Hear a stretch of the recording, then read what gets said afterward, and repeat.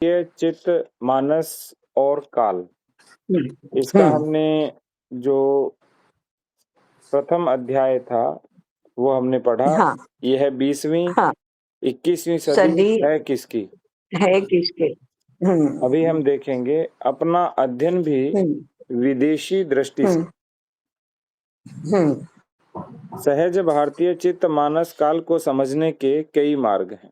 हम्म 18वीं हम्म सदी के स्वदेशी राज हम्म समाज को समझने का मेरा प्रयास एक मार्ग था। हम्म उस मार्ग से मानस तो शायद पकड़ में नहीं आता, पर उस मानस की हम्म विभिन्न भौतिक व्याप्तियों की कुछ समझ तो बनती है। सहज हम्म भारतीय तौर तरीकों और व्यवस्थाओं का कुछ अनुमान होता है।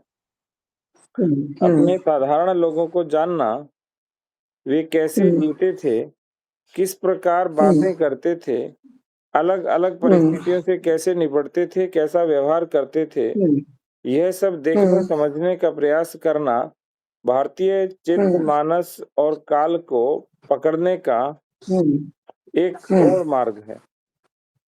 हम्म तो दो मार्ग बताई ताई। पहला मार्ग बताया कि 18वीं सदी के स्वदेशी राज्य समाज को समझने का प्रयास, कि हमारा राजा कैसे थे। और दूसरा है हम्म यहाँ के साधारण लोगों को जानना, ये दूसरा मार्ग है ताई। हम्म हम्म। पर शायद कुछ कठिन रास्ता है यह। हम सोचने समझने वाले लोग अपनी जड़ों से इतने उखड़े हुए हैं कि अपने लोगों की बातों को उन्हीं की दृष्टि से समझ पाना शायद अभी हमसे न बन पाए। हाँ यानी उन हमारे आम व्यक्ति, सामान्य व्यक्ति की बात को हम नहीं समझ पाएंगे। भारतीय मानस को समझने के लिए अपने प्राचीन साहित्य को तो समझना ही पड़ेगा। यहाँ का असली साहित्य जो भारतीय सभ्यता का आधार है, जिससे अपने यहाँ की प्रज्ञा और व्यवहार नियमित होते हैं, उसे जाने बिना भारतीय मानस को जानने की बात चल नहीं सकती। ऋग्वेद से लेकर अपना जितना साहित्य है, उपनिषद, पुराण, महाभारत, रामायण या बौद्ध और जैन साहित्य, या फिर आयुर्वेद, शिल्प शास्त्र, ज्योतिष शास्त्र और धर्म शास्त्र जैसे व्यवहारिक विषय हैं और उनकी विभिन्न संहिताएं हैं, उनकी एक समझ तो हमें बनानी पड़ेगी।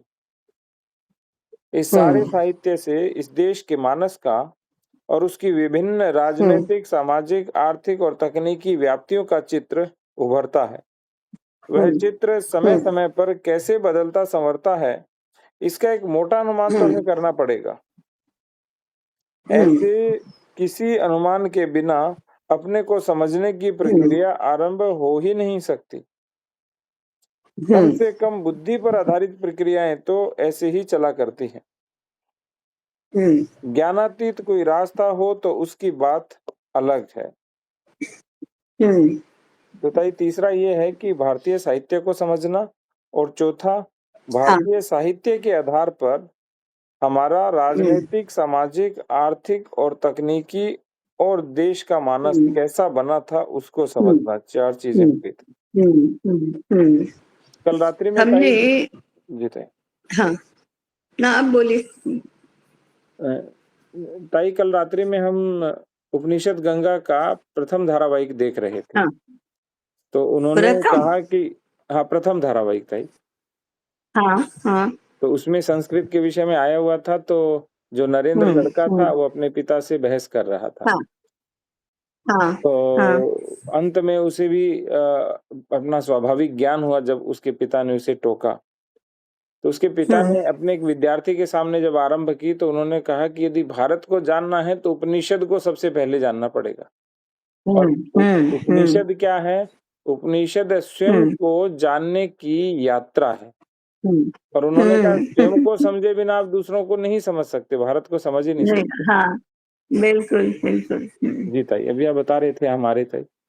हाँ हमारे भृगुगट के अध्ययन में मनु के विषय पर जब चर्चा हो रही थी, उनका है ना पारिवारिक व्यवसाय इसके, और वो कह रहे थे कि आशीष गुप्ता के यहाँ जाना है, इनके से विभिन्न व्यवसाय ये सब देखना है, ये सब करना है, तब हमने कहा था कि दो पद्धतियां हैं।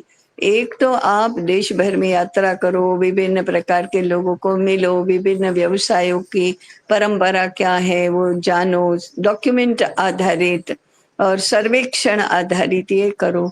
दूसरा है शास्त्रीय अध्ययन करो। तो ये शास्त्रीय अध्ययन के बिना ये जो हम सर्वेक्षण करेंगे उसका जस्टिफिकेशन कैसे करेंगे, मूल्यांकन कैसे करेंगे, उसके ऊपर हमारा अभिप्राय कैसे बनाएंगे। ये ऐसा ऐसा ऐसा हो रहा है, हमारी व्यवसायों की व्यवस्था ऐसी थी, उसका उसका उसका कारण क्या है, वो कैसे उपयुक्त है, ये कैसे करेंगे।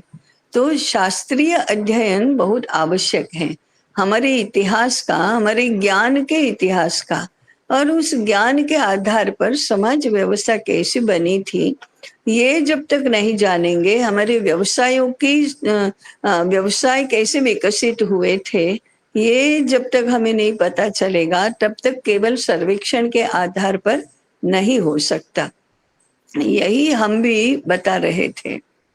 अभी धर्मपाल जी ने ये बात यहाँ की है, परंतु उनका पूरा का पूरा वाङ्मय सर्वेक्षण आधारित ही है, डॉक्यूमेंटेशन आधारित ही है। उसके आधार पर उन्होंने जो भी निष्कर्ष बताए हैं वे हैं। शास्त्रीय अध्ययन बहुत न उन्होंने किया, या किया भी होगा तो केवल अपने लिए किया, बाकी प्रस्तुत नहीं किया है कहीं पर भी। हाँ, अपना मैंने निष्कर्ष उन्होंने बहुत निकाले लोगों का व्यवहार देखकर। ये बहुत ही अच्छे निष्कर्ष, माने सटीक और सही है निष्कर्ष तो। लेकिन ये अध्ययन की मुख्य दो पद्धतियां जो हैं वो दोनों ही एक दूसरे के पूरक है, लेकिन बिना शास्त्रीय अध्ययन से तो ये नहीं चलने वाला है। अभी हम लोगों का कैसा होता है कि जो जैसे मैं मनु जैसा एक वर्ग है जो इंजीनियर है, आईटी क्षेत्र में है और कॉरपोरेट सेक्टर में जिसने काम किया है, वे उच्च विद्या विभूषित हैं और बहुत पैसा कमाने वाले और प्रतिष्ठित ऐसे लोग हैं, परंतु इनका भारतीय वाङ्मय का अभ्यास माने अध्ययन शून्य है। इनको उपनिषद का, गीता का किसी का कुछ पता ही नहीं है, इतना अपरिचित है।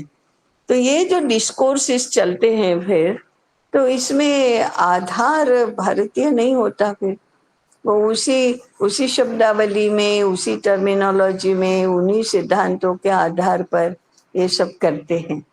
तो ये बहुत बड़ा इसका खामियाजा, घाटा जो है वो ये है।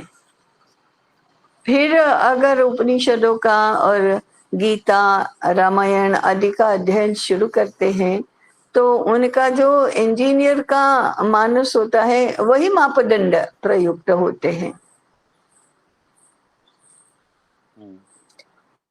ये बहुत बड़ा माने बड़ा संकट है कि ये जो सफल लोग जो होते, यशस्वी, सक्सेस स्टोरीज जो हैं,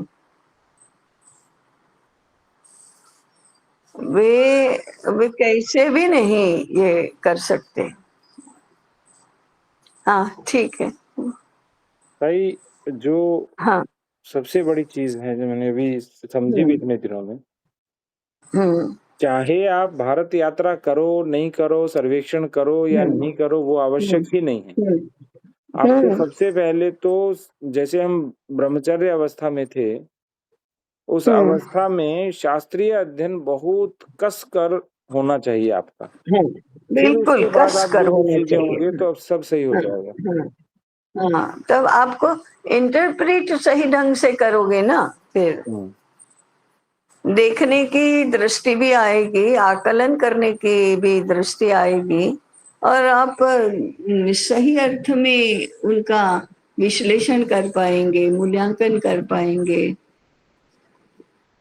इसलिए ये सब बहुत जरूरी है। पहले यूरोपीय शास्त्रों का अध्ययन कर लेते हैं, उसके आधार पर करियर भी बना लेते हैं, उसके आधार पर प्रतिष्ठित भी हो जाते हैं, और उसके बाद फिर कहीं पर अगर सूझा या किसी ने कहा और क्लिक हो गया तो हमारे शास्त्रों का अध्ययन करते हैं ना। वर्ग होगा ना अगस्त मास में, आचार्य अध्ययन वर्ग होगा, उसमें आएंगे। तो ठीक है, आचार्य अध्ययन वर्ग में आए जैसे। हाँ, और विशेष अध्ययन की भी कुछ बात चल रही है। विशेष अध्ययन होगा क्या, कैसे होगा, अभी तो केवल विचारों में चल रहा है। कैसे योजना बनाएंगे ये तो देखना है। मेरा तो ताई शुरू हो गया है विशेष अध्ययन। हाँ, आपका तो हो गया शुरू।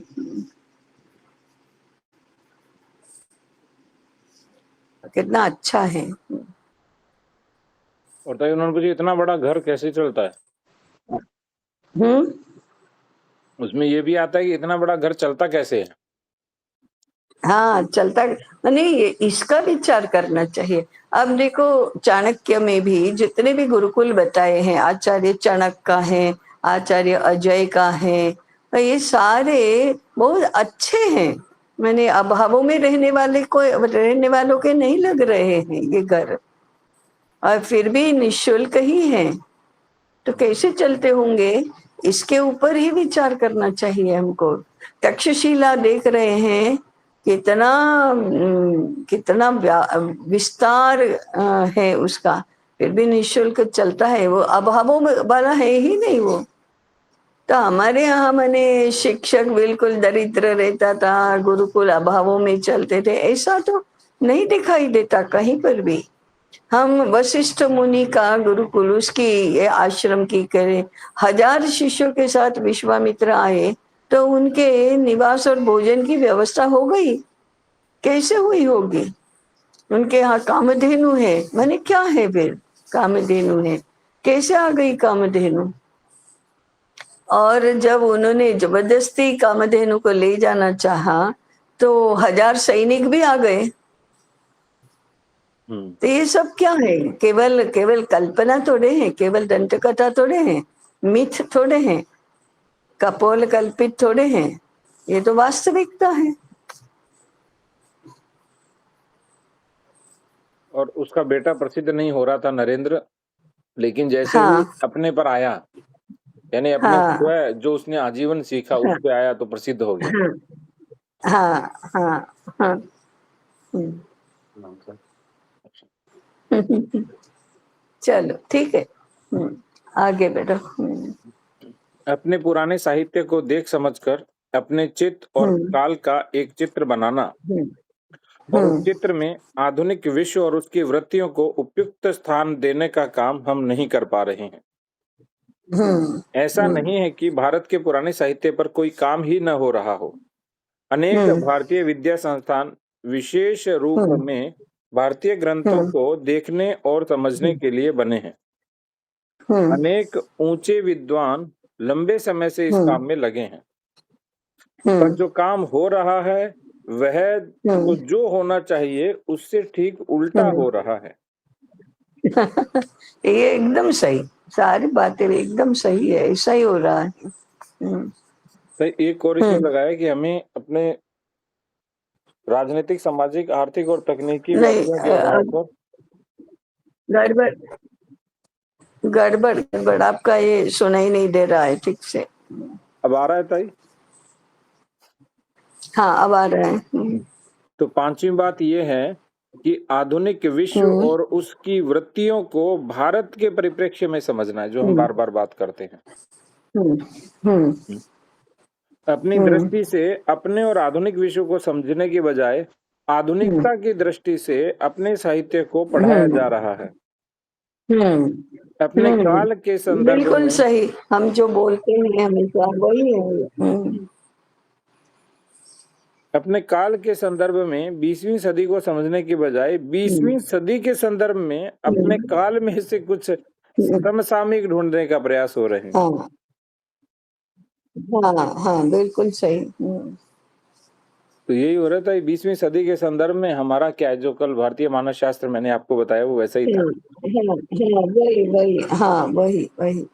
अपना कोई चित्र बनाकर उसमें आधुनिकता को हम्म सही जगह बैठाने के बजाय आधुनिकता के चित्र में अपने लिए कोई छोटा कोना ढूंढा जा रहा है। बिल्कुल सही। हाँ। पिछले हम्म 200 वर्ष में पश्चिम वालों ने भारत के बारे में जानने का प्रयास किया। यहाँ की नीति हम्म को, रीति रिवाजों को, धर्मशास्त्रों को, आयुर्वेद, हम्म ज्योतिष और शिल्प जैसी विद्याओं और विधाओं को, इन सब को हम्म समझने के प्रयास पश्चिमी विद्वान करते रहे। जैसी जैसी उन हम्म लोगों की रुचि थी, जैसी उनकी समझ हम्म थी और जैसी उनकी आवश्यकताएं और हम्म अनिवार्यताएं थी, वैसा वैसा कुछ हम्म वे भारतीय साहित्य में पढ़ते रहे। हम्म हम्म उनकी देखा देखी या कहिए कि उनके हम्म प्रभाव में आकर के अपने हम्म यहाँ के कुछ आधुनिक विद्वान भी भारतीय विद्याओं और विधाओं में रुचि लेने लगे। भारत के प्राचीन हम्म ग्रंथों का अध्ययन करने के लिए अनेक नए नए संस्थान खुलने लगे। हम्म महाराष्ट्र, बंगाल में ऐसे कई हम्म संस्थान हम्म बने। कई नए संस्कृत विश्वविद्यालय भी खुले। ये सब संस्थान, विद्यालय और हाँ विश्वविद्यालय बिल्कुल। नए तरीके के ही थे। हम्म भारतीय विद्याओं को हम्म पढ़ने की जो पारंपरिक व्यवस्थाएं हुआ करती थी, उनके साथ इनका कोई हम्म संबंध नहीं था। पश्चिम, नहीं था। विशेषतः लंदन के उस समय के विद्या संस्थानों के हम्म अनुरूप ही भारत के कई नए विद्या हाँ संस्थानों का गठन किया गया और वहां हाँ, की एकदम विद्या सही। धाराओं से किसी प्रकार की विद्याओं को जोड़ना शायद इनका प्रयोजन था। उदाहरण के लिए, हम्म वाराणसी का हम्म क्वींस कॉलेज नामक हम्म एक संस्थान वारेन हम्म हेस्टिंग्स के समय बना था। वही अब संपूर्णानंद संस्कृत हाँ विश्वविद्यालय, और हाँ। वही संपूर्णानंद संस्कृत विश्वविद्यालय बन गया है। हम्म हम्म। हम्म हम्म तो था, ये तो पूरा हमने पश्चिम का बस नाम परिवर्तित किया, बाकी तो एज इट इज ले लिया उसे। हाँ, वही वही। हमारे यहाँ विश्वविद्यालय शुरू हुए 1857 में, तो लंदन यूनिवर्सिटी के मॉडल पर शुरू हुए और आज भी वही है, मॉडल बदला ही नहीं है।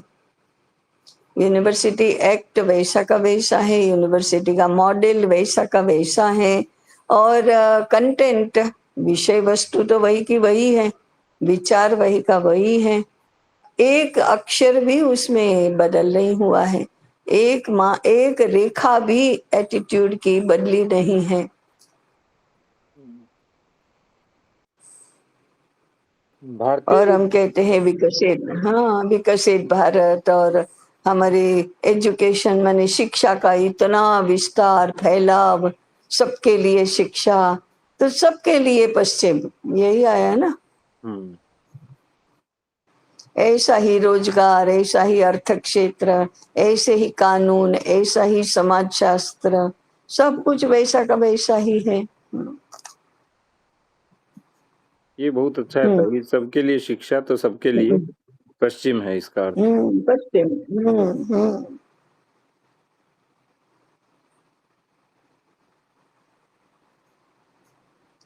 भारतीय विद्याओं का अध्ययन। यूरोपीय बनो माने वैश्विक बनो, अब उसको यूरोपीय के स्थान पर ग्लोबल बनो ऐसा कहा जाता है। वैश्विक बनो, क्या भारतीय भारतीय कर रहे हैं। हम्म हाँ, ग्लोबल बनो तो यूरोपीय बनो हो गया है। यूरोपीय माने ग्लोबलाइजेशन, अमेरिकनाइजेशन माने ग्लोबलाइजेशन, वेस्टर्नाइजेशन माने मॉडर्नाइजेशन। एक और शब्द निकाला था इन्होंने, भारोपीय, भारोपीय, हाँ यानी धान माने और समन्वय कंकर। करो। हाँ, धान और कंकर दोनों भारत साथ और में। यूरोप। हाँ, हाँ, भारत और यूरोप समन्वय करो। हम्म भारतीय विद्याओं का अध्ययन करने वाले प्रमुख भारतीय संस्थानों हम्म में उनकी गिनती होती है। ऐसे अनेक हम्म संस्थान बने चले गए। अब भी इस तरह के नए नए हम्म संस्थान निरंतर खुल रहे हैं। पश्चिम की हम्म देखा देखी में पश्चिम के संस्थानों के हम्म आधार पर हम्म ये जो भारतीय विद्या हम्म संस्थान बने, हम्म उनमें पश्चिम के सारे पूर्वाग्रह और पश्चिम के पूरा का पूरा सैद्धांतिक ढांचा अप्रतिष्ठित हुआ। हम्म भारतीय विद्याओं पर भारतीय विद्वानों ने जो काम आरंभ किया, यह तो ऐसे था जैसे ये विद्वान कोई विदेशी लोग हों और किसी खोई हुई मृत सभ्यता के अवशेषों में से अपने काम आने योग्य कुछ ढूंढ रहे हों। ढूंढ रहे हैं। हाँ, कितनी सुंदर पंक्ति था ये, बहुत। हाँ, कि मृत अवशेष में से, जैसे हम पोस्टमार्टम करते हैं, तो चलो हाँ, ये वही मृत वही। हुई कैसे इसका पता लगा लें बस।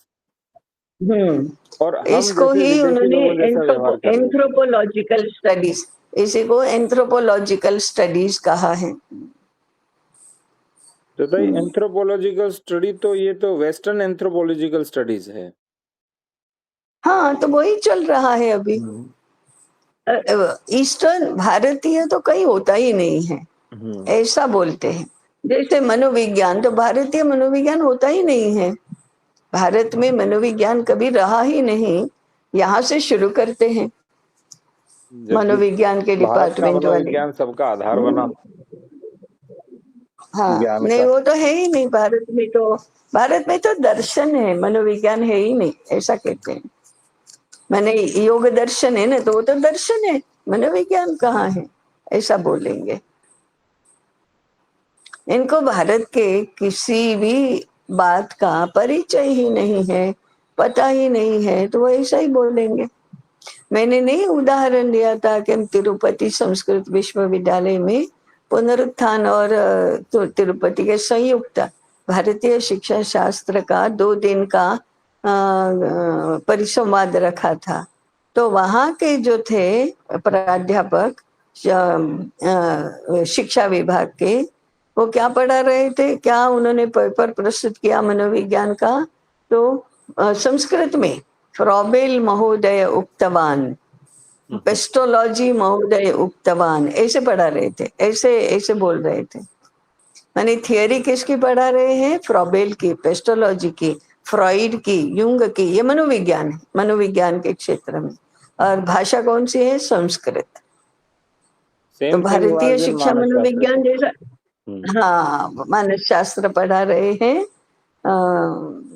संस्कृत माध्यम से। वो Freud and Jung and Pestalozzi and Froebel and John Dewey और ये पढ़ा रहे हैं। अब काहे के लिए संस्कृत यूनिवर्सिटी है, फिर किसके लिए है, किस बात का, कौन सा प्रयोजन है उसमें। और फिर हमने कहा कि ये क्या है, हमारा मनोविज्ञान का है, तो फिर हमारा तो यूजीसी ने दिया हुआ सिलेबस तो यही है, हम इसके विरुद्ध कुछ नहीं कर सकते हैं। तो वे काहे के लिए है ये, तो उनको स्वयं को कुछ पता नहीं है। यूनिवर्सिटी के अध्यापकों को संस्कृत भाषा पता है, परंतु शास्त्र पता नहीं है। ऐसे सभी बातों में है, सभी बातों में। मैंने एक बार दिल्ली में राष्ट्रीय संस्कृत शिक्षा संस्थान के शिक्षा विभाग के थे, उनको कहा कि ये क्या है, हमारा कंटेंट तो सारा ऐसा ही जा रहा है।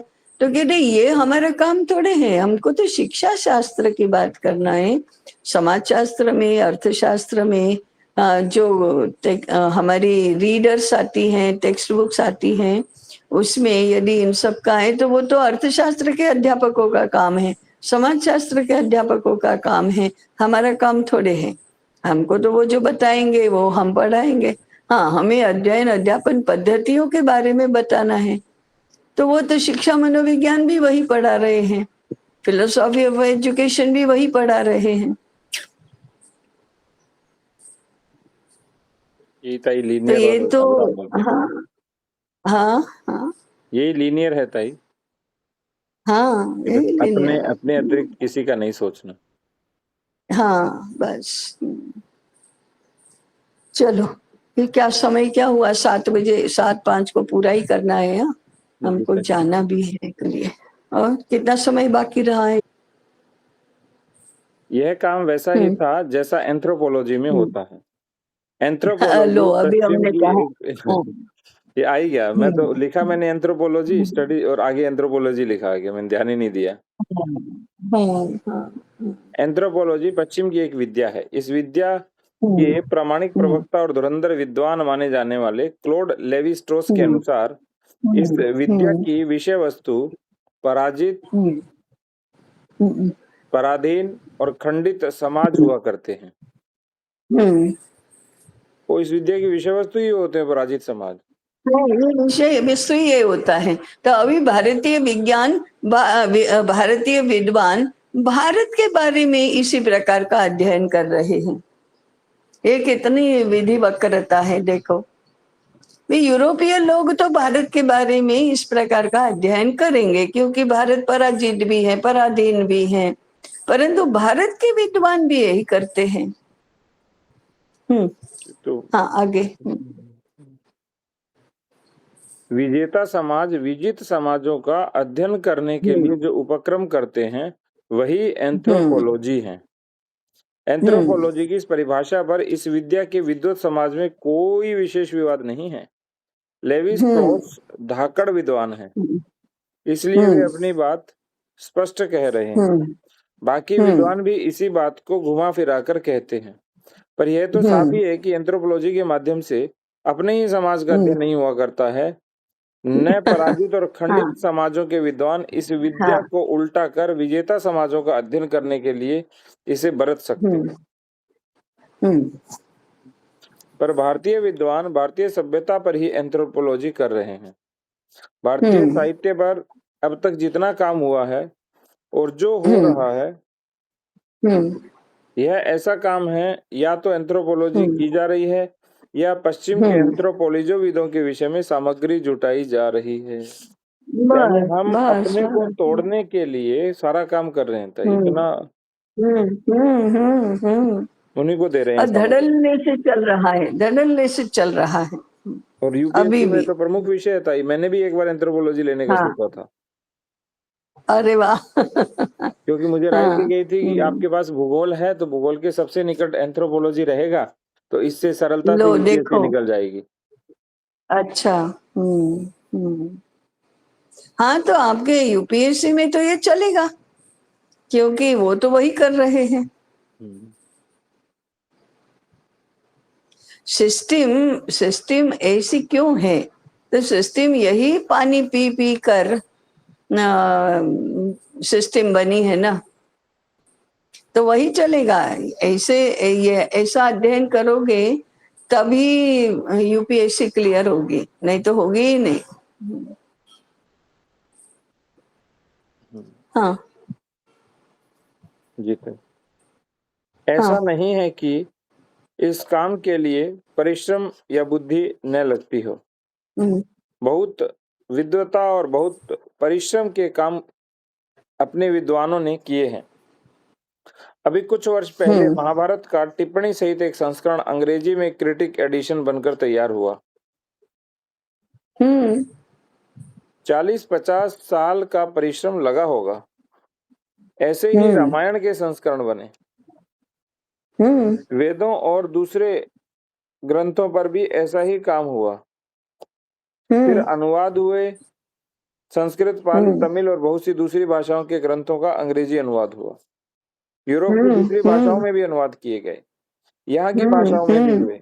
गीता प्रेस गोरखपुर वाले तो बहुत प्राचीन साहित्य का सरल हिंदी अनुवाद कर उसे सामान्य जन तक पहुंचाने का अथक प्रयास कर रहे हैं। गुजराती में भी बहुत अनुवाद हुए। यह सब हुआ और यह सब बहुत परिश्रम और विद्वता का काम ही हुआ है। पर यह सारा काम भारतीय चित्त व काल की किसी अपनी समझ के धरातल पर नहीं हुआ, पश्चिम की विश्व दृष्टि के आलोक में हुआ। है ना? या फिर खाली अब बताओ कैसे भारत बनेगा? जी सर। और बताओ पुनरुत्थान का काम कितना कठिन है। बहुत कठिन होता है। हाँ। सारा देश और दुनिया लगे हैं एंथ्रोपोलॉजिकल स्टडीज में। अब तो उनको पता भी नहीं है कि ये एंथ्रोपोलॉजिकल स्टडीज है और एंथ्रोपोलॉजिकल स्टडीज होता क्या है, कुछ भी पता नहीं है, लेकिन कर वही रहे हैं। विद्वजन की स्थिति बताऊं थोड़ी सी अभी। वो तो मूर्ति पूजा में मानता है, इतने मंदिर हैं, इसका क्या है, वो सब गलत, ऐसा है। ये तक। फिर खाली भक्ति हाँ की ठीक रोह में बहकर कुछ पुण्य है। कमाने की दृष्टि से अनुवाद और टीकाएं भी होती गई। इसलिए इन सब अनुवादों और संस्करणों आदि में भारतीयता की समझ के प्रखर होने की बजाय आधुनिकता के अनुसार भारतीय साहित्य का एक भाष्य बनता चला हाँ गया। हाँ इसको हाँ कहीं आधुनिकता भी नहीं हाँ, कहेंगे, इसको कहेंगे पश्चिम। पश्चिम, पश्चिम। उदाहरण के हम्म लिए श्रीपाद दामोदर सातवलेकर के पुरुष सूक्त के अनुवाद और भाष्य को देखिए। उसमें उन्होंने ला दिया है हम्म कि ब्रह्मा के तप से जिस राज्य की अभिव्यक्ति हुई उसके ये विभाग थे। हम्म हम्म पुरुष सूक्त का भाष्य करते हुए राज्य के 20 विभाग उन्होंने गिना दिए, मानो अंग्रेजी साम्राज्य के विभागीय अवसरशाही वाले राज्य की कल्पना ही पुरुष सूक्त का संदेश हो। अरे इन्होंने सातवड़े जी कर जी के बारे में ऐसा नहीं कहना चाहिए था। हम्म श्री सातवलेकर जी तो आधुनिक भारत के महर्षि माने जाते हैं। उनका परिश्रम, उनकी विद्वत्ता और भारत की प्रज्ञा में उसकी निष्ठा सब उच्च कोटि की थी। पर आधुनिकता के प्रवाह में वे ऐसा बहे कि उन्होंने पुरुष सूक्त में अंग्रेजी राज्य व्यवस्था का पूर्वाभास दिखाई देने लगा। इन्होंने ताई ये क्या त्रुटिपूर्ण की है ताई? मुझे ऐसा लगता है हाँ कि हाँ उनको ऐसा लिखना चाहिए था कि अंग्रेजी राज्य व्यवस्था का पूर्वाभास नहीं, वो शब्दावली, वो शब्द भले ही ले लिया हो और कुछ नहीं। और विभाग शब्द भी ताई हमारा ही है वैसे मूल रूप से तो। हाँ हम्म। हाँ भारतीय साहित्य का जो बाकी काम हुआ वह भी कुछ ऐसा ही है। उसका सार यही निकलता है कि आधुनिक पश्चिम में कोई विशेष वृत्ति या समझ है तो वही वृत्ति, वही समझ अपने ग्रंथों में पहले से ही थी। आधुनिकता हाँ पश्चिम हाँ, के ये मुकाबले बताना। अधिक स्पष्ट और सबल थी। पिछले 20-30 वर्षों में ऐसा ही काम और अधिक होने लगा। पर इस सब का लाभ क्या? दूसरों की समझ के अनुरूप, दूसरों के मुहावरे में भी बातचीत करनी है तो अपने प्राचीन साहित्य को बीच में क्यों घसीटा जाए? 20वीं सदी की पश्चिमी आधुनिकता का तो प्रतिपादन करना ही है, तो उसके लिए अपने पूर्वजों को साक्षी बनाने की तो आवश्यकता नहीं है। अपने पूर्वजों का और उनका साहित्य तो अपने भारतीय चित्त व काल के ही साक्षी हो सकता है।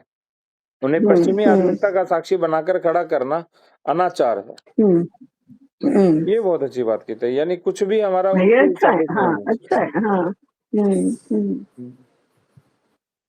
अपने यहाँ प्राचीन हाँ, साहित्य पर चलो। होने वाले काम का एक और उदाहरण देखिए। पिछले बहुत समय से, शायद 101 बरस से हमारे विद्वान लोग इस देश की विभिन्न विधाओं की विभिन्न भाषाओं में ज्ञात पांडुलिपियों की उपलब्ध सूचियों का एक संकलन बनाने का प्रयास कर रहे हैं। इस संकलन को बनाने वाले विद्वानों ने लंबा परिश्रम करने के बाद यह जाना है कि संस्कृत, प्राकृत, पाली और तमिल आदि भाषाओं की ज्ञात पांडुलिपियों की 2 सहस्त्र के लगभग सूचियां और या कैटलॉग हैं। ये 2 सहस्त्र कैटलॉग शायद 700-800 अलग अलग स्थानों से संबंधित है। इनमें से 100-200 स्थान भारत के बाहर होंगे। यह केवल कैटलॉग या सूचियों की बात है। मान लिया जाए कि प्रत्येक सूची में 100-200 के लगभग पांडुलिपियां होंगी, तो इन सूचियों में दर्ज पांडुलिपियों की गिनती 2-4 लाख बैठती है। 2-4 लाख पांडुलिपियां कहाँ कहाँ बिखरी होंगी और किस स्थिति में होगी, इसका तो अनुमान भी नहीं लगाया जा सकता। अब यह कितने परिश्रम और कितनी विद्वता का काम है 700-800 स्थानों पर रखी पांडुलिपियों को एकत्र कर उनकी एक लंबी समन्वित सूची बनाना कोई सरल काम तो नहीं रहा होगा। लेकिन हम क्या करेंगे इस सब का? 2-4 लाख पांडुलिपियों की है जो समन्वित सूची है, वह हमारी किस काम आएगी? यह सूची तो पिछले 100-150 वर्ष में संकलित हुई है। कुछ विदेशियों ने बनाई है, कुछ हमारे विद्वानों ने बनाई है। पर हमें यह भी तो पता नहीं कि इस सूची में जो पांडुलिपियां दर्ज है उनमें से कितनी अभी बची हैं और कितनी को खोलकर अभी भी पढ़ा जा सकता है। इनमें से कितनी माइक्रो फिल्म हो सकती है, इसका तो ठीक से अनुमान भी नहीं लगाया जा सकता है। इन पांडुलिपियों को पढ़ा ही नहीं जा सकता तो उनकी ये सूचियां हम किस लिए बना रहे हैं? वैसे तो ऐसा भी माना जा सकता है कि भारतीय भाषाओं की कुल 50 करोड़ के आसपास पांडुलिपियां इधर उधर पड़ी होंगी। जो साहित्य हमारे पास सरलता से उपलब्ध है उसी को हम देख समझ नहीं सकते, तो इन 50 करोड़ की बात तो निरर्थक ही है। यह ठीक है कि विद्वता के क्षेत्र में ऐसे भी काम हुआ करते हैं। ठीक ठीक चलते समाजों में ऐसी विद्वता भी समा जाती है। जिन पंडित लोगों को कवित्व करने होते हैं उन्हें अपने कवित्व करने दिया जाता है, और सक्षम समाज इस प्रकार की विद्वता को भी कभी न कभी काम पर लगा ही लेते हैं। लेकिन उन समाजों में भी अधिकतर काम तो मुख्य धारा में एक विशेष दिशा में एक दूसरे को समर्थन देते हुए एक पर एक को जोड़ते हुए किए जाते हैं। हमारे यहाँ तो भारतीय विधा पर होने वाले कामों की कोई मुख्य धारा ही नहीं है, कोई दिशा ही नहीं है। सारे का सारा काम ही जैसे कोई मानसिक अय्याशी हो। पर हमारे पास तो इस तरह की अय्याशी के लिए न तो साधन है न समय। हमें अपने चित्त व काल को समझना है, अपने दो पैरों पर खड़े होने के लिए कोई धरातल बनाना है जो इस दिशाहीन विद्वता से कुछ नहीं बनेगा। कार्यकर्ताओं को विद्वान बनाओ ताई। उसके लिए तो अपने पूरे साहित्य को देख समझकर जल्दी से एक मोटा चित्र बनाना होगा। बाद में उस चित्र में विभिन्न रंग भरते जाएं तो रेखाएं सुस्पष्ट होती जाएंगी। पर हमें अपनी दृष्टि से अपने को और विश्व को देखने की एक दिशा मिल जाएगी। अपना जो धरातल होगा, अपनी दिशा ढूंढने का काम कोई सदियों में नहीं किए जाते। ये काम तो 2-4 वर्ष में पूरे हो जाते हैं, और ऐसे किए जाते हैं तो 6-7 महीनों में ही अपनी रूपरेखा उभरने लगती है। जैसे हमने गुरुकुल संकल्पना देखा तो पिछले 1 वर्ष में हमारी संकल्पना उभरने आरंभ हो गई है। अपने पुराने साहित्य का अध्ययन कर इस तरह की कोई रूपरेखा बना लेने की बात जब मैं करता हूँ तो मित्र लोग कहते हैं कि भाई आप इसमें मत पढ़िए, यह तो समझ नहीं आएगा। इसे जानने के लिए तो संस्कृत पढ़नी पड़ेगी। अंग्रेजी में पढ़कर या हिंदी में पढ़कर तो ये सब त्रुटिपूर्ण समझ बनेगी। पढ़ना ही है तो संस्कृत में पढ़ो, पहले संस्कृत सीखो। लेकिन चलो भाई पूरा कर दो। बस ताई 2 मिनट का। लेकिन संस्कृत जानने वाले कितने लोग हैं इस देश में। यहाँ तो अब संस्कृत में डायरेक्ट भी संस्कृत सीखे बिना डिग्री मिल जाती है।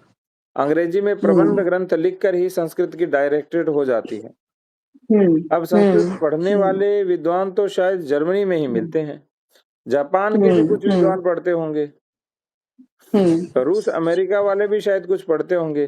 पर हमारे यहाँ के आधुनिक विद्वानों को संस्कृत में कोई विशेष पढ़ना लिखना होता नहीं है। 1500 संस्कृत जानने वाले पंडित शायद बच्चों इधर उधर, लेकिन ये संभव है कि पारंपरिक विद्या धाराओं से जुड़े परिवारों में 4-6 लाख लोग अभी भी संस्कृत को अच्छे से समझ रहे हैं और पढ़ लिख रहे हैं। सुबह आकाशवाणी पर संस्कृत में जो समाचार आते हैं उन्हें सुनने समझने वाले भी शायद अधिक नहीं है। मैंने श्री रंगनाथ रामचंद्र दिवाकर के बारे में एक बार पूछा कि इन समाचारों को सुनने वाले 10 लाख लोग होंगे क्या? वे बुजुर्ग और विद्वान और लंबे समय तक जनजीवन में रहे। उनका कहना था नहीं, इतने लोग तो नहीं सुनते होंगे। पिछले दिनों तमिल पत्र दिनमणि के पूर्व संपादक और वयोवृद्ध विद्वान श्री शिवरमण से भेंट हुई। उनसे मैंने पूछा कि दक्षिण में तो संस्कृत पढ़ने पढ़ाने की परंपरा रही है, यहाँ ठीक से संस्कृत जानने वाले कितने होंगे जो बिना रुके संस्कृत पढ़ लिख और बोल सकते हैं? उनका कहना था एक भी नहीं। फिर कहने लगे हो सकता है 1 सहस्त्र लोग निकल आए जो अच्छी संस्कृत जानते हो, इससे अधिक तो नहीं। तो अपने देश में अगर संस्कृत की यह अवस्था है, संस्कृत यहाँ रही ही नहीं, संस्कृत जानने वाले ही नहीं रहे, तो अपने चित्त काल की रूपरेखा बनाने के लिए हम संस्कृत के लौट आने की प्रतीक्षा तो नहीं कर सकते। 1 मिनट है ताई, अभी बहुत समय पूरा हो रहा है ताई विषय। जिस अवस्था में हम हैं वहीं चलना पड़ेगा। जो भाषाएं हमें आती है उन्हीं के माध्यम से कुछ जानना पड़ेगा। विद्वता का शायद यह तरीका न हो, पर अभी आवश्यकता प्रकांड विद्वता की नहीं है, किसी प्रकार के भटकाव से बाहर निकलने की है, अपने कोई दिशा ढूंढने की है, स्थिर होकर खड़े होकर अपने ढंग से विश्व को समझने के लिए धरातल तैयार करने की है। वह धरातल तैयार हो जाएगा तो प्रकांड विद्वता के रास्ते भी निकल आएंगे। संस्कृत पढ़ने सीखने का कोई भी सुविधा हो जाएगा। उसके लिए समय है। पर अपना धरातल ढूंढने के लिए, अपने काम को पूरा करने के लिए तो बहुत समय अपने पास नहीं है। कितनी देर तक एक पूरी सभ्यता अधर में लटकी खड़ी रह सकती है?